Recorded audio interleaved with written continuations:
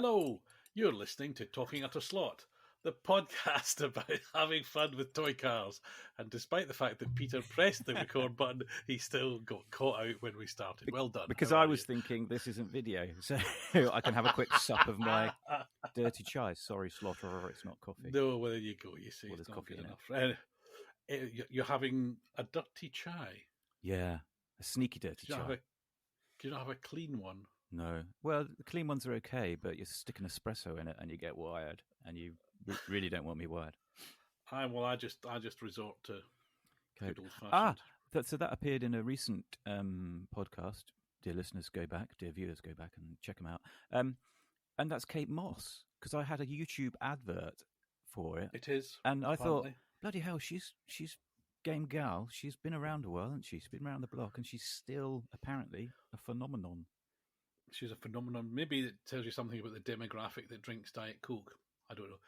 I was not influenced by the appearance of Kate Moss on the Coca-Cola can. Kate Mosh. Kate Moss. I mean, did you have a whiskey this morning when you got out of bed? I suppose. No, but I had a lot of fresh air, but I'll tell you about that later. You could be forgiven thinking this is flavoured with Kate Moss, couldn't you? Because normally when it's like, it's got, no. Again, best not to think about that. Shall we move on? We shall. Shall I tell you what I did this morning? Well, you know already. But apart from have a whiskey with Kate Moss. Yeah, I haven't had a whiskey with Kate Moss. So I was up early because my Marlboro Rover by those good people at Scalextric was in my local slot shop. The word local here is all relative, although I suppose for our American listeners and Australian listeners, going 22 miles to a slot shop is pretty local. Aberdeen is local on their scale. Anyway, up early, they open at 9, sun was shining, so I went to my little MR2, roof down, got there. I wasn't quite banging the door down. The door was open when I got there. And anyway, so I picked it up, and I've managed to drive back and open up the box and hold it steady because your camera's not focused. There, hold it steady. Hold it steady. It's going to get there in a second. No, not maybe quite. But maybe if I block more of me out, that would be sweet if we can keep it like that. So 2 things I'm going to say. 1, headlights, nice one. 2, it's got the full logo on it. Well done. 2, wheels, nice. 3, look at the colour of that red. It ain't gone Bastos crazy, has it? It's Dayglow. It's proper Dayglow. Yeah, but they got it right. Now, is my point. The wheels. Nice. The wheels are. Well, they're not. They are, but they're not quite right. Now that's that's. I'm not nitpicking. I'm jolly happy this exists, but the wheels are not quite right. So the sort of holes around the edge should be more in the middle. Do you know what you're going to have to do here, Scotto? Is got a new nickname for you, Scotto. Scotto. No, first time I went to Japan, and there was a welcome for work. And there was a welcome board. It says Scotto-san. It says no, it just says Scotto because they apparently they like putting a vowel on the end. So I was Mr. Scotto, which I quite liked. Domo arigato, Mr. Scotto. And that's my as I discovered yesterday, Hornby have released a toy train. As in a proper toy train, not a model train. This is for kiddie kids, and it's called Scotty. Apparently, it's the grandson of the Flying Scotsman. Is the backstory. I thought you were going to say it, and it has a little face on its. It does have a little face on it. Smoke box at the front. Yeah, but that'd be the Thomas Tank Engine lawyers getting all jittery. It's not a smoke box. It's a proper pointy go faster train. Anyway, back to the clear car of the year. What was in your hands? The Marlboro one, is that car of the year? It is today. It is today. It's definitely car of the year today. I think you're going to have to take some stills or something and put them interstitially into this, us bantering away. Okay, so the other thing is, gorgeous detail everywhere apart from the interior, but I can handle that, Simon. That's not a problem when mine arrives. Because I get confused. This is the 3rd time we've tried to record this, dear listeners, because we have all sorts of technical issues. So the last 2 podcasts, we've actually made 7 attempts to try and do 2 podcasts. Our strike rate is not good. However... some would question whether it's worth the effort. Another good point, well made, Scott. while we were doing one of the previous ones for this one, I had a phone call from Sean at Pendle. Well, actually, it was Neil at Pendle, and he was asking for my credit card details because my card had expired. So mine's en route. I didn't realise Villeneuve raced the SD one, number 27. Nice. Oh, well. Well, this is a contentious point. People say Villeneuve. Actually, I think Alan Jones raced that number for more often than Gilles did. Whatever. That looks a sweet, sweet model, and I'm excited to receive mine and to paint the inside proper. You don't want to paint the inside because it's flat. So if you painted it white, you would notice it more. But surely the roll cage should be silver. Like you say, the interior should be probably white. Yeah, maybe the roll. Yeah. If you're going to pit nicks over the wheels, I will 1, draw on my hand with my biro, and 2, paint the interior. You do. You paint whatever you like. This has gone probably. This has gone a bit wrong. So I've actually ordered some zero paints to do this because I've realised I can use the blue somewhere else as well. But that's out of my Sierra. Okay, I'm hoping this doesn't show up, but at the minute you're quite blurry. I mean, it's not a bad thing, but it means that we can't see too much detail of whatever you were holding up. Well, okay. Again, interstitial images. So is that what you've been doing this week? Have you been painting more of your white kits? I have when I've been decalling, and part of my frustration yesterday, I got quite stressed yesterday. 1 with technical issues, and 2 with my decals on a car that I should have had to hand and haven't. Putting some Coca-Cola again. It's like bloody product placement. Samples are welcome. Yeah. Putting some decals from Slot Fabrique, which are good quality decals on a Scalauto 991, and they went weird, or one in particular went weird. It was a long, flowy one, the kind of Coke wave. Starts at the front arch, goes down and up to the rear. And it went weird, and it really frustrated me. And I've doused it in decal softener, and the bumps just wouldn't go, and they're still there, and I'm a bit disappointed. I don't know what happened, because the bumps, I will take some pictures. The bumps, the rucking up, isn't where I'd expect it to be around the arch. It's on the other side, and I don't quite get the geometry, the physics of why it's done it, but it's done it, and I'm disappointed. But I'm going to crack on because it is looking quite sweet, apart from the blemishes. So just I'll take pictures of it at a distance. Okay. Is it the sort of thing you could touch up with a bit of paint, maybe? No, it's bumps. The decal has not gone flat onto the surface. There's a little rucking up. It's like a carpet rucked up. All right. I remember the first time I used decal softener. It was on a model of a Porsche 962, and it was a Blaupunkt one, so it was the big blue pieces over the arches. And I mean, I panicked like hell because, of course, I'd normally just done the decals were pretty. It was Hasegawa kit, I think. Decals are pretty good anyway, but I put the decal softener on, and of course, you put the decal on. The first thing that happens is the decal all goes, no. And then it kind of sorts itself out. It was a kind of so. Well, the stuff I'm using, I got from Slot Fabrique as well, and you have to make it up. And every time I don't make up much, just in case I knock it over. So I have a few mil in the bottom of the bottle, and you have to make it up a 30% solution. And I constantly go, was this that 30% water or 30% juice? And I don't know whether.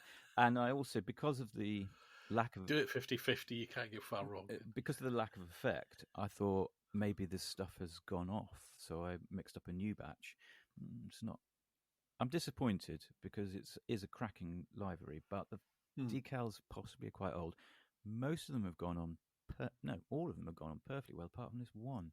Oh, and the other disappointment, which is a long-standing one, which is why this particular car was at the back of the queue, was I chopped up some of the decals and I managed to lose the top of the C for Coke on the bonnet, because it's a 991 has a lot of venting happening, and the geniuses put the Coke banner across those vents, and so you had to chop it up into bits.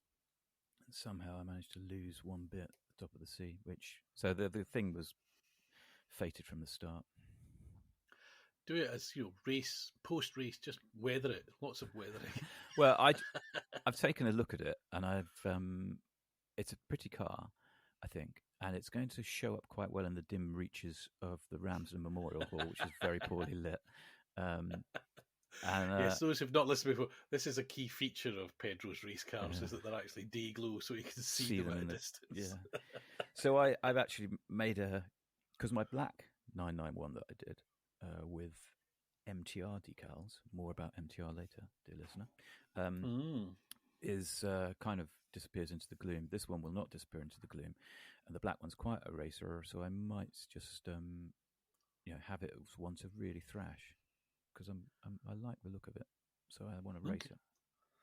Shall we segue into that MTR mention, or is it too soon? Well, that would be quite seamless, and it kind of ignores the whole what caught your eye, but show me, because I just love the MC8. Is it MC8 or MCR? I thought it was MTR. Milan Tomasek Racing. Oh, no. The actual car was called an MC8? Oh, the MCR. I mean, yes, it's based on an MR2. So I'm going to hold it up to the camera, but for those who are listening... Hold it still. Hold it still. It's mostly white, but with red. Le Mans car from 1995, from memory. 4 or 5, yeah. And it was Sard Racing, which is one of the Works Toyota teams, famously built lots of the Group C cars. They entered GT1 with the Supra, but they also built this, which was an extended, i.e. stretched MR2. So the engine was a V8 longitudinally rather than a sideways as the production car would be. And Milan Tomasek hand makes these models. So the body shell, which looks incredibly detailed, is effectively just one. It's like one molding. What do you call that? 3D printing? No, it's not 3D printing. No, because it's quite good. I can't think of the word for it now. But anyway, it's like a radio-controlled shell. That's what I mean. It's one piece with something. Is it Lexan? I think so. Clever decalling, so it looks like it's got vents and stuff. But there's quite a lot of detail there. He made all the decals. He also makes the chassis, which, although it looks metal, looks like aluminium. It's actually, I think, circuit board material. All very sort of cut out and various things. So there's a big, effective motor pod that kind of shuggles at the back. Very low, sponge tyres. I commissioned them, and that's the right word, because they were all built to order. If you went on his website and he listed the cars he had or he could do, and he made you one to order. So I had 5 cars done. I can't remember what they cost. This was I can tell you some time ago. They cost quite a bit. You can tell me. They cost quite a bit. They cost quite a bit, yeah. That is sweetly pretty, though. I'm very pleased with it. They never got much running because in those days I had Scalextric track, as in classic Scalextric, which is quite bumpy, and they didn't really like that in the deep guides, etc. So other than the rare occasions where I put up a Carrera track in the garden, I had to take them to the club to run. So they didn't get much running, but now I've got my Polycar track, which is smoother than a smooth thing. I can run them. So the tyres are, a little bit past their sell-by date, but it's lovely. And I think if I put new tyres on them, and I don't know how I would do that because I think they're glued on. But anyway, they'd have to be. So it would mean kind of destroying what's there, which I don't want to do. I'm sure they'd be really quick. I mean, I think they would be. Oh yeah, that'd be quick. Revo slot quick. Yeah. Anyway, so MTR. Now Milan, I think, is still going. Well, that's MTR32.com. That's where I get some of my decals from. I have looked and I haven't seen the cars for sale, but I dare say if you emailed him, he would probably. It was an extensive range. They were expensive. Expensive, but it was quirky stuff that you couldn't get any other. Lots of quirky Le Mans cars like that. So it was it's great. If you look at that's been so I had a friend round the other week and we sort of dug out the interesting stuff, as it were. If you look at his site, the decals that he does, there's one or two weird and wonderfuls. Like I think he's suddenly doing decals for the Vertigo. Was it the weird? Was it front? Was that like a Caterham 7? I don't know. That's a Donkervoort, was it? The Vertigo. It's a weird-looking, genuine car that raced, and he's doing decals for one. So I assume that means he's done a body, but I don't. I haven't looked for a while, but I don't recall seeing the bodies on his site. I keep wanting to call it an MC8, but I follow on Instagram the guy who runs the only road-going version of that car in Japan. And he's got quite a following, and he posts some really quite quality photos of his white car. The other one that exists is in bits in a garage somewhere and looking rather sad for itself. Well, the rules at that time for GT1 was you had to present one road-going car. So the cars, in theory, had to be road legal. So even the Toyota GT1 was technically road legal, and you had to present one production road-going car. And that was the homologation basically. So you could build a one-off like that and have it in GT1. But cars like that are the reason I love 90s, mid 90s, up to 95 Le Mans, because you had the McLaren, a road car, detuned, raced and won. You had that. You had the Honda NSX GT1 and GT2 cars. They looked like the road cars, and they were interesting. And then in 96, 97, was it, Porsche rocked up with their, possibly Toyota as well, and drove a coach and horses through the rules.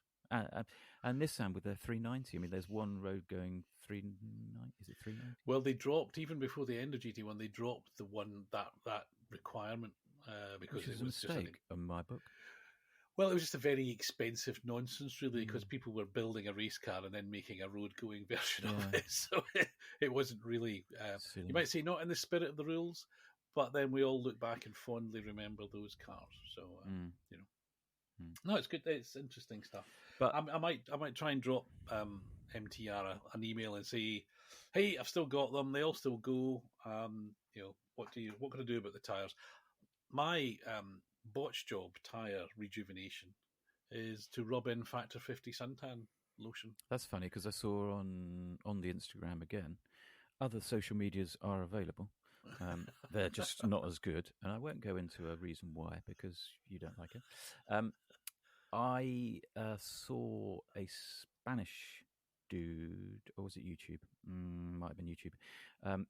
And I can't. Oh no, God! It was slotblog.de. So that's not Spanish, not Instagram. But otherwise, you were spot on. I'm on form. I am completely on form. And I can't translate German particularly well, but it looked to me like going to be good then. It was a picture of a car, and it was a picture of a bottle of suntan lotion, and I assumed the whole video was about, hey, put suntan lotion on your tires. I think what you could do, Scott, if you cut off most of the rubber and then dropped the hub in isopropyl alcohol, you might want to remove the inserts if there are inserts. In fact, you definitely want to remove because the paint will come off them. That would probably soften the glue and the rubber, and you'd get your tire off. But email Milan because he's a decent fellow, that one, and his decals are quite good. Yeah, I want to be. Well, I'll also be interested to know if he is still doing cars or not. I guess maybe they're too labour intensive, in terms of. Conceivably. I mean, the work that must have gone into it to make the mould, apart from anything else. And it's everything. The interiors, the drivers painted, the helmets decorated. It's lovely. Anyhow, Scott. Anyway, what caught your eye other than that? Oh, I was going to say. Oh no, I'll say something else. Well, it was the yellow cars, wasn't it? We can edit that out. We've been invaded by yellow cars. Corvettes all over the shop. Although technically, I think the Callaway isn't a Corvette. It's a standalone Corvette. Looks like a Corvette. Smells like a Corvette. Probably is a Corvette. So the Scalauto one is coming. That's a bold move because I can't believe there's that many liveries in that one. The Revo slot one has had some pictures on Tinternet. They'll do Martini, don't worry. And Repsol. Martini and Repsol, yeah. They showed pictures of one of the early 2000, late 90s cars, and it looked sweetly pretty. It's got the headlights in the nose, which I like. I don't know why, but that appeals to me. It looks a sweetly pretty model. I will not buy one because it's a Corvette, and I don't like Corvettes. And then NSR also teased us with images of the C8, is it? CR8? Don't know. I mean, I've got a couple of flies, and I've got the new Scalextric, the mid-engine one, and I've also got the old one, like the old Corvettes. I think, this sort of everybody launching a Corvette is, I think it's the kind of the Scalextric slot car equivalent of, in the kit world, everybody having a Spitfire.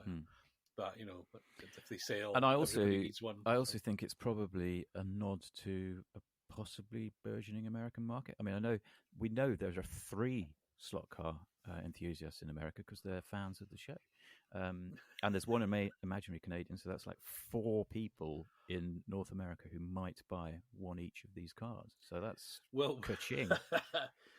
well, we'll see more of them because I think Electric Dreams are hosting their annual sort of slot it championship next weekend. So there'll be lots of people racing. Electric Dreams are kind of the gauge master of of North America, I think. for the UK listeners, for the UK to translate that, what does that really like? Yeah.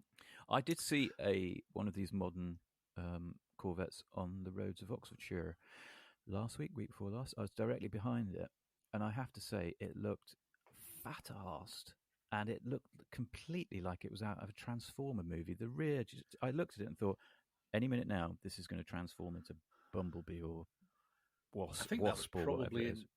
I suspect that's intentional. Oh yeah. It just doesn't float my boat at all. I looked at it and just thought, wow. I think it's.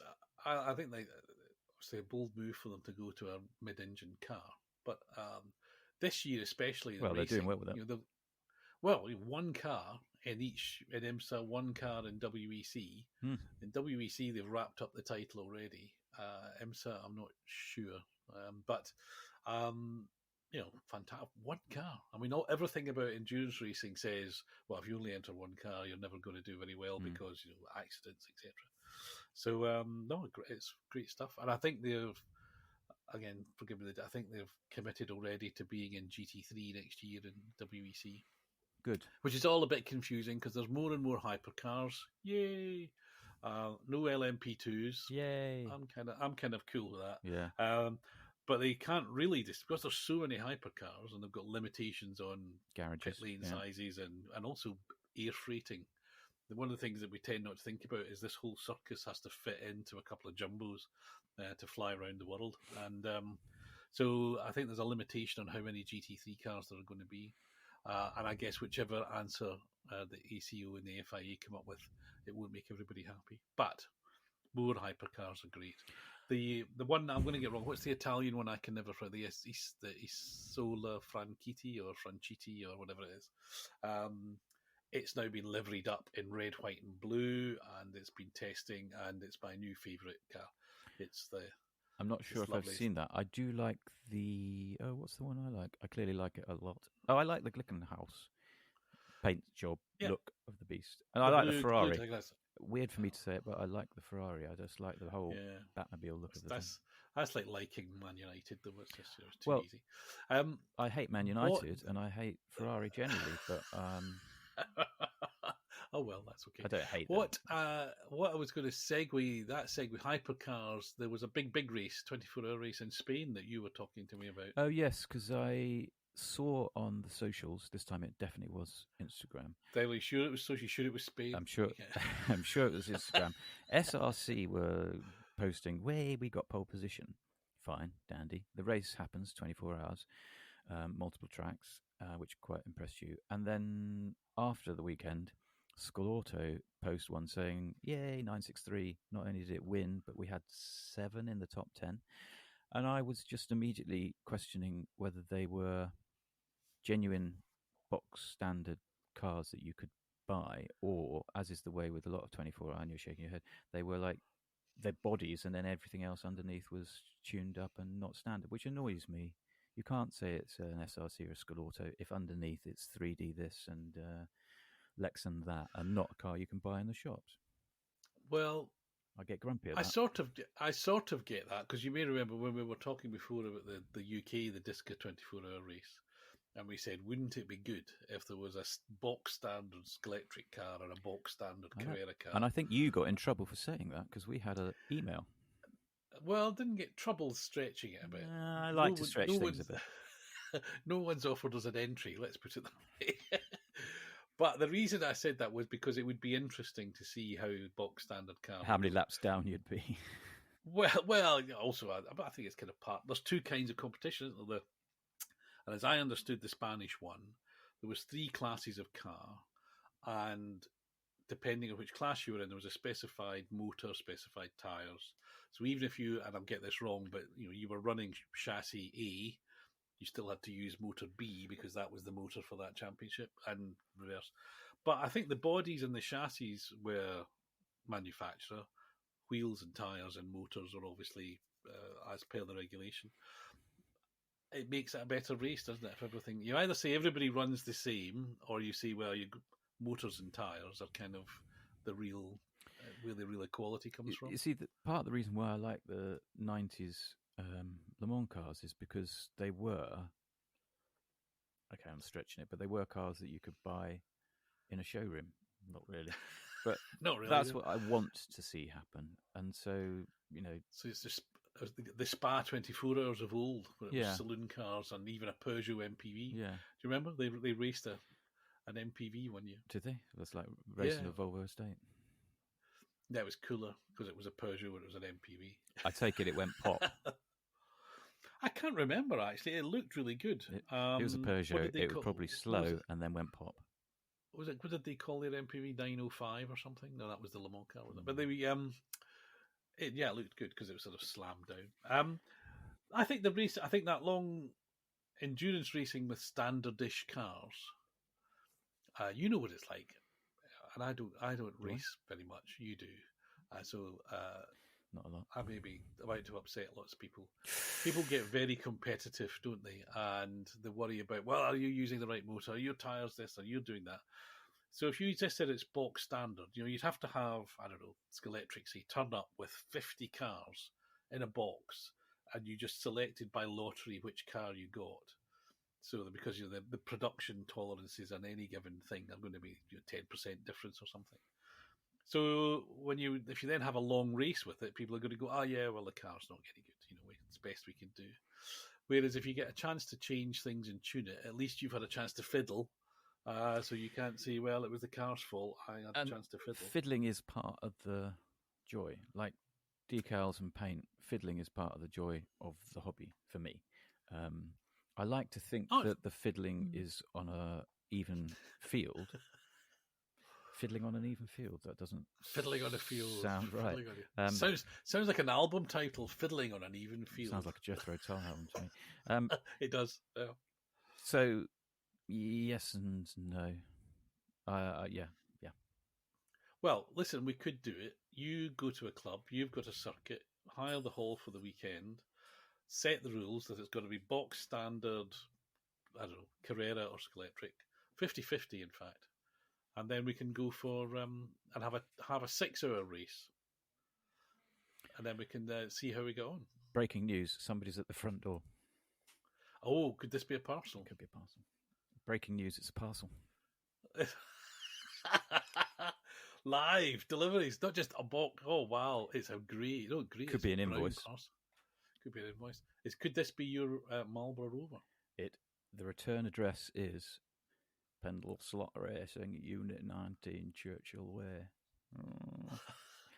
Do you want unbox it live? Do you want to unbox live, or do you want to save it for later? The thing is, so we don't... Neil is a right bugger with his parcel tape and really knows how to do a parcel. So I don't know if I can do it. You talk amongst yourselves. We've already seen one. Well, hopefully they're the same. That's the essence of mass production, isn't it? I mean, that is the joy. That'd be good. What else has caught your eye, Scott? Oh, that's a very good question. I can't think of anything now because I'm too excited about you not cutting your fingers off live on the internet.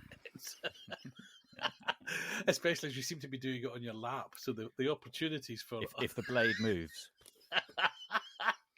Yes, well, Actually, it's not a blade. I'm destroying a biro. I see. You're not even using a proper sharp implement. So you're using a blunt if anything one. goes wrong here, I'm going to colour in my tackle. Is this an indication of the lack of professionalism of how you do your white kits? No, hang on. A parcel has literally just arrived that I was kind of expecting, and you don't have a parcel cutting device close at hand. My God, the orange is good, isn't it? It's Dayglow. It's properly Dayglow. Look at that. Yeah. It shines out. Yeah. It does. Keep talking, Scott. Keep talking. Well, I can't think what else to talk about, really. What else have I been doing? Well, I've been building tanks, as you know, because of Lidl have got a special offer on Airfix, but that, you don't want to know about that. Well, I am concerned that we repeat ourselves.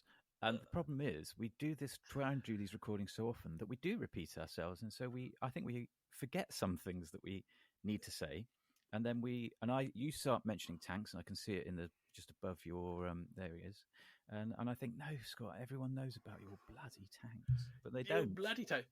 But what they don't know, because what it's reminded me, the reason I bought the tanks to build was to get my kit building mojo going, because I've got hundreds of unbuilt kits, including the recently released Bond Bug 3-wheeler, which we talked about possibly turning into a slot car. We have talked about that one too much, though, Scott. Somebody posted a picture on the Book of Face, which is indeed a Bond Bug converted into a slot car, but not a 3-wheeler. It's the Bond Bug body on top of a 6-wheel Tyrrell body, and it looks absolutely fantastic. I'll insert a picture. Yeah, I'm trying to throw the listener by showing them today's car of the year. Today's car of the year. We probably get it. We should have, as we run in towards the end of the year, and these things become a little more solidified. We probably should have regular updates on where we think the car of the year positions are. Yeah, but yeah, today the Scalextric Marlboro Rover is car of the year. I do think we do need, if by some fluke we still manage to be actually knocking these things out of the park podcast, we do need some kind of strategy to determine the car of the year, and not just me saying, yeah, that's the car of the year. I don't want a democracy, but I think there ought to be one. Well, I thought, and I wasn't going to say this in public, but here you go. I thought we might contact various people, so Pendles, Roger Barker, Scale Models, Cage Master, yada yada yada. So these are all kind of UK things, and people, and say, what do you think? Because they might have a completely different. The traders might say, no, the car of the year for me is the XYZ because I've sold bazillions of them. But that's a different kind of thing, isn't it? What you've sold and what. Well, but everybody's. Because last time I looked, using our cheeky way of doing our research, the Shadow was down to only about 72 units in stock. That's old information. So it's not exactly selling well, even though it was a nice model. So it's unlikely to be car of the year. Well, in their book, but others will say, as I would say, I think I've got flack for bashing the Shadow. I don't want it. But I appreciate that it's a good model. Like that Revo slot Corvette. I don't want it, but I do appreciate it's a good-looking model. Okay. Which would segue me into saying... He's holding up... confession time. Confessions of a Hypocrite by Pedro. Tell the audience what you're holding up and why that makes you a hypocrite. I was holding up an Hussar 917/30, I think it is, from their hysterical line, or historic line as they like to call it. And it's hypocrisy because I've obviously got a big downer on NSR. The cars run fantastically well, but they are. I mean, I don't know if the camera can pick it up, but I'm sore disappointed. Even though this is an eBay bargain, look at how soft the mould lines are. I know you've chastised me for this, but those mould lines aren't crisp. But that's okay, I guess, because you're paying for a performance thing, not a scale model. With a Slotted, you get a scale model and some good performance. With NSR, you get performance and something that looks roughly right but isn't 100% right. And also, I've Googled this. I cannot find anywhere, and I doubt somehow, that Castrol and Shell would have both had stickers on the same car, would they? I can't find pictures with a Shell decal on it.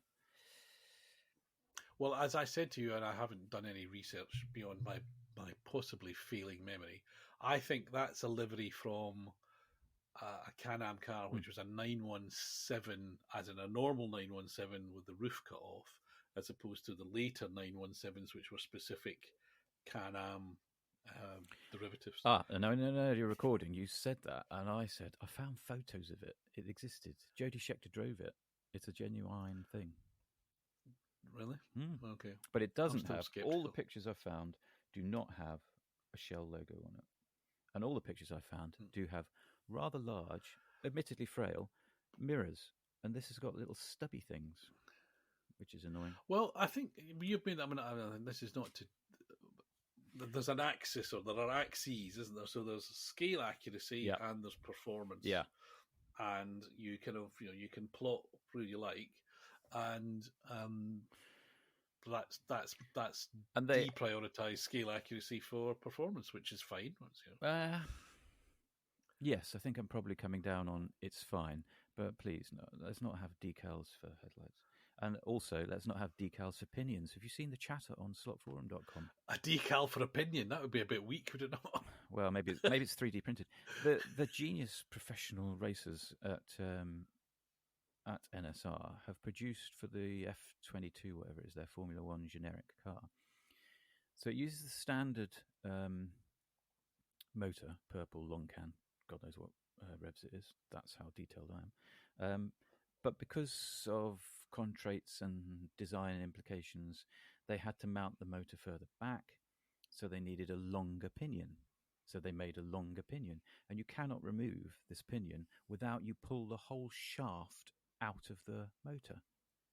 And people are a little bit outraged. They made a special tool to do it as well, apparently. But when you use this special tool, it will pull the shaft out of the motor. It's like, well, even with a pinion, because a pinion puller will push down on the shaft. No, because it's not an open shaft. So the brass it's a sealed pinion with an extension. It's like a strap-on pinion. Okay, but you started this by saying a decal for a pinion. I know, I was being facetious. Right, okay. I also, I was wondering. Top tip, sometimes I'm not being genuine. Sometimes I'm talking utter slot. Don't think I'm taking pot shots or being snide. I just thought, because I know what a competitive racer you are, and I thought this is taking lightweight too far. I mean, a decal pinion. The other thing, since I'm ranting about NSR, their box annoys me, but I did give them credit for using a cardboard box. I thought, okay, let's save the planet. I'm all for that, kind of. But when you open the box, inside, you still find the plastic thing. So it's heavier than it need be. It's more materials than it need be, and it's also more expensive than it be. But isn't that? I can tell you now, before people write in and correct us, it's a 917/10K. Any the wiser? Yeah, because the 30 was the Sunoco one, basically. I think there was only ever one or two of those things. Oh, okay, yes, that makes a more rounded at the front, I think. And I think a 91720 is the pink pig, I think. Anyway, this NSR model reproduces in 1/32nd scale, kind of. The car number 0 of the Vasek Polak racing team, driven by Jody Scheckter, who finished third on the Road Atlanta circuit of the 1973 Can-Am Championship. Interesting. It's translated from Italian, so fair enough. I am too picky by half. Before you start reading out boxes live on air, it's not Channel 5, I think the problem with that box... I can't read you this because it's way too small, even with my specs. All right, I think the problem with the box for me is and I understand why they've done it. So they've made it special. It's a special edition, historic line, and it unifies all of those models as a kind of And I'm a big collector. Stick a number on something, and I'll want all of them. So that's your fault. I get that. But, and I think to credit you with this originally, it's the graphic representation on the box looks more like a sort of Wild West saloon than a racing car. Yeah, it's I mean, I think they were going for some kind of retro thing, but it's just a bit... It's beyond retro, though. It's kind of late 1900s rather than... Yes, you expect a Model T to come out of it. Yeah, but I don't understand. It's a question of taste. Box packaging. I really don't understand. I have a Hong Kong Cobra, which comes in a... It's like is that like a Hong Kong Fooey? No, it's the Scalextric Cobras. A lot of them were sold in cardboard boxes. They managed to get to market without being put in the race-tuned boxes, whatever they were using at the time. So a lot of them came out, in just cardboard boxes. And I, particularly in this day and age of no bricks and mortar retailers, very few, Sorry, Well, I sorry, was at Electric one Dreams. I today. know who you are. Why are they bothering with these crystal cases and using oil in that way? Just put it in a cardboard box. A bland cardboard box is fine by me. It's the inside I'm interested in, not what it looks like on the outside. Well, I think presentation is a huge. I mean, I know what you mean about it may not be shelf attract, but I think when people have got it, yeah, well, those guys will know better than I do. I think there's a lot to be said for how you make something look good. Yeah. I mean, I was, as you know, I've been playing with my old Ninkos, and those are in original Ninkos came in a cardboard box with a cardboard inlay that's wrapped around the car. And so they're physically smaller than the plastic case, and the car's more protected and all that sort of thing. But obviously they're they're not as durable. So a plastic case will last forever almost.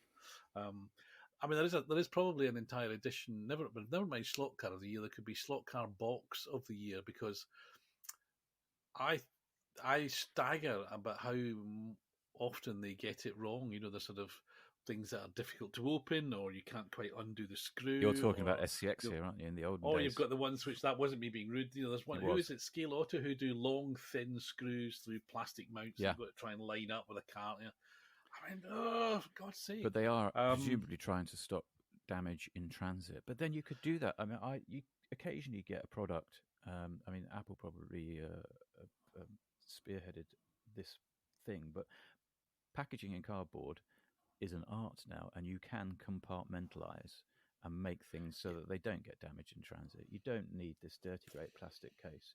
Nobody needs that plastic case. Although some people do, because I've got 3 on auction on eBay at the moment, and currently 3 cases are going to reap in something like 16 quid for me.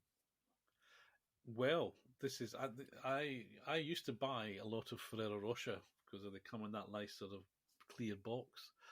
So that was so you used to be able to get them for a £5. They've got a bit more expensive. So that was a slot car box with free chocolate, as far as I was concerned. But they're a bit small, so bigger cars don't fit in them. A Fab 1 wouldn't. No, definitely not. But I recently purchased off the Amazon 50 basically takeaway boxes, clear boxes with a lid that you get your Chinese into. And they're perfect for putting slot cars in, because they're the right height and they drop in. But you can't see them. I mean, they'll rattle around. Well, you can sort of, because they're slightly opaque. Yeah, I'm just processing. You can clearly see the steam coming out of my ears. I don't keep my cars in boxes, apart from the massive pile of boxes under the stairs. I like mine on display, but not in boxes, because it takes up too much space. Oh, well, that's because you've got a tiny collection, which is just over your shoulder there. You've only got, 6 cars or something, haven't you? So, I mean, you can almost count them, can't you? Yeah. 1 truck at the top. There's something 124. Is it a hauler? No, it's a truck. Anyway, for those that are not regular listeners, Pedro tried to pretend that he's got a sort of 2-foot square shelf on his wall with about 20 cars in it. This was his entire collection. This is the entire collection. No, it's like a 10th of your entire collection. In fact, probably even more than that. Don't look at this cabinet here. Don't look left. Don't look left down. Anyway, got china in it or something. I think I would like to see, whereas we've got uniform, they all go in a guide. They've all got pinion. Let's have some sort of uniform box. That would be good. Yes, they all club together. Yeah. Well, I mean, you take the Carrera box. Oh my God. Substantial. Yeah. I mean, I'm sure you could build entire houses out of those boxes, because they're pretty strong. Yeah. And heavy. But the clever thing there, and it's been that way for a long, long time, they've got the compartment on the back of it where they put in bits and pieces and extras. Yeah, you don't need that, do you? Keeps everything together. The Mario Brothers prove you don't need that, because they just sellotape it to the bottom of the plinth. The Slot It boys. True. The Mario Brothers. True. I know. I'm just it's sort of, I wouldn't say German engineering. I know they're Austrian, but nearly the same thing. The Mario Brothers. Time for you to mention that you haven't got a Maserati. It's been a while. So when Maserati watch, when Neil phoned up interrupting our podcast recording, I was going to say there's actually another. I was going to say that there are 3 things, isn't there? There's contact from extraterrestrial life, proof there's a God, and you getting this Maserati slot. Which one? When Neil phoned up, I said any sign of the because you I think have made noises, and St Dave of Kennedy made noises about the Marlboro BRM coming out in September. And so I thought I'd take the opportunity, since Neil's on the phone, to say, Neil, when is the Marlboro coming out? When is the Maserati MC GT3 Paul Ricard coming out? And he said, I don't know. What I actually said was, they have got, I think, and this is slightly, I think he said they've now received photos of them, which they can use for publicity, I guess, which happens a bit before the actual arrival of the goodies. So maybe September. I'm not going to want it by the time it arrives, or I'll be sore disappointed by it. I'm going to say there's always that danger, isn't there? When you want something for a long time and it finally arrives, it's sort of. But anyway, fingers crossed. Fingers crossed. It could be. You've got the car of the year already, anyway. So I have academic. Yeah. I've got a busy day ahead of me, so I cannot get that out of the box. But look, I don't care what you say about those wheels. Those wheels look good to me. And I think they look good. They're just not quite right. Simon, the orange looks good. That looks a sharp, goddamn model, and I like it a bit. So you know that was race prepared down the road from me in Kidlington. TWR in Kidlington. So which my mate Nobby, I may have mentioned this before, but my mate Nobby currently operates his electric conversion business out of the very self-same... Out of Kidlington? I had to tell him. There you go. It's a small world. Yeah, he didn't know. I think the other thing I'm not sure about is the back box exhaust. Yeah, it shouldn't be there, should it? I'm going to... No, it should be out the sides. Certainly the Bastos car, because I know I stood beside enough of them, the exhaust comes out the side. But anyway, that's a tiny point. Before we're just looking to wrap up, as it were, what have you got to look forward to apart from your never arriving? What you going to be painting? What are you going to be racing? Arriving shortly is some 9mm cork tiles. That has me giddy with excitement. And it is slot car related. That's for borders. Is this for your borders for the trial? I see. Okay. Because we're going to be racing School Auto R Series on Tuesday coming. I'm trying to finish that Coca-Cola 991. I have an AMG that is. I waved it. Did that actually get broadcast? Did we use that one? The snakeskin AMG. Man Racing. You did talk about that. Okay, yes. Group M Racing. That's. I just need to stick the headlights in and put the glass in, and she's ready to roll. And I am currently painting. Oh God, I'm currently painting everything. The Bentley, the Lexus, the NSX. They're all in various states. I have realised that I need to stop doing them all at once and start just finishing one. The idea was that I could get one into a certain state, and that would be drying, and then this one I'd get into a certain state, and that would be getting ready for the next stage, and I would sort of stagger it, but it doesn't work that way. That's my problem with kit building. I've got about half a dozen which are underway, and again, that was why I kind of bought those tanks. And although I had stuff unbuilt and stuff partially built, bought the tanks, start to finish, boom, done. Yeah. And so you achieved something. But I never want to get to the point. Sorry, I never want to get to the point where it becomes an issue, and I think with several of mine, it has become an issue now. Like I've got a Volkenhorst M6 that's been on the go for pre-pandemic, and it's just like, the mojo has faded for that one, and I need to get it back. Not talking about mojo, talking about snakeskin and eyes, as you were. While I was at Gauge Master, I held in my trembling little hands the Scalextric Cobra with the snakeskin and the eyes, and I was a bit more tempted than I have been. I mean, I think I probably prefer the green one, but it looks good. I watched, but also, that's okay. Yeah, I will. I'm not known for interrupting you, so I'm going to go ahead and do it. Last night, the algorithm threw at me a short video from the Goodwood channel of two Cobras, the green one that Scalextrics have done, and some sort of low drag jag hurtling round lap after lap. Three of them, really quite close proximity, going round and round the Goodwood circuit at a recent revival. And It was quality. I nearly sent it to you. I didn't. I can't remember. I think Gordon Shedden was driving one of them. Can't remember who the others were.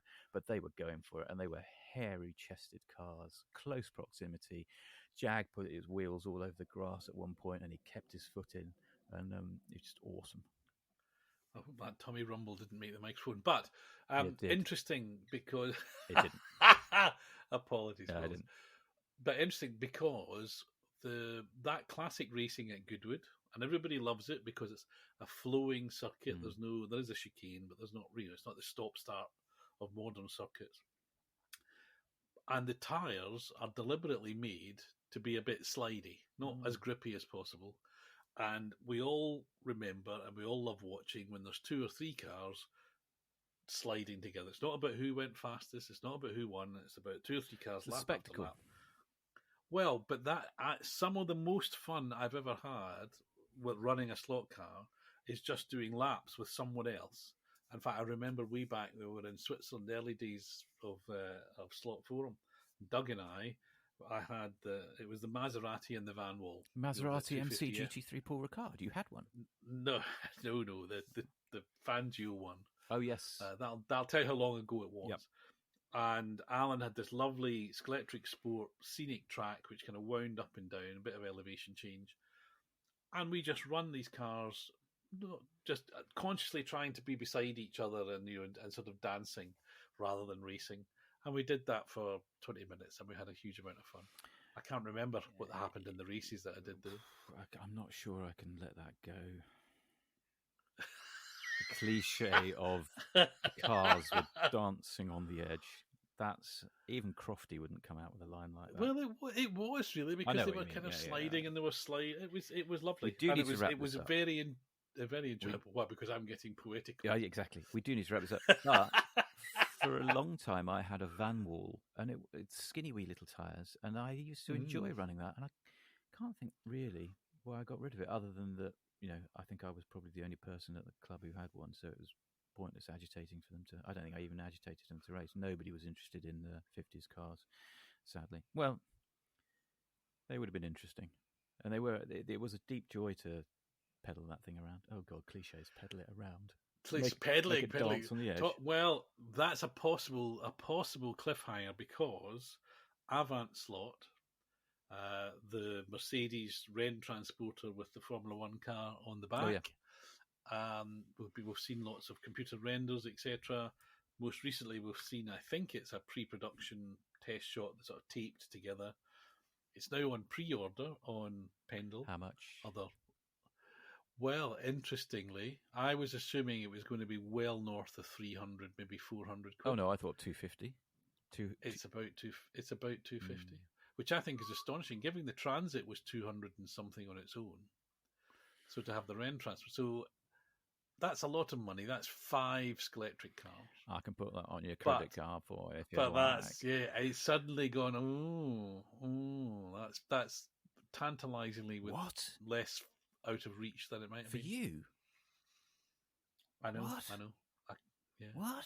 King of the £10 eBay win. And bless my cotton socks. Get on eBay, look up Ninko. Great Ninko cars are going for 15 quid. I mean, I'm nearly buying things I've already got because it just seems so cheap. No, that's when it's become a problem.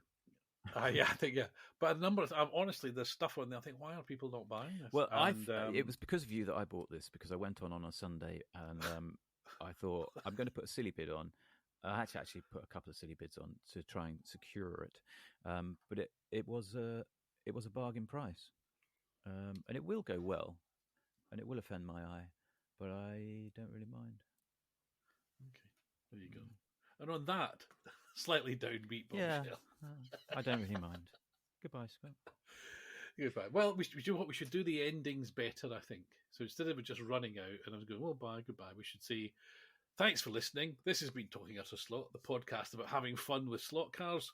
We hope you've enjoyed it. Go and play with your toy cars, or if you're Peter, go and paint your toy cars. How does that sound? Is that better? Yeah. More professional? And remember, stay fresh cheese bags. Cheese bags? Stay fresh cheese bags. Goodbye, Scott. Are you in the sun too much? Bye. My mouse has stopped working.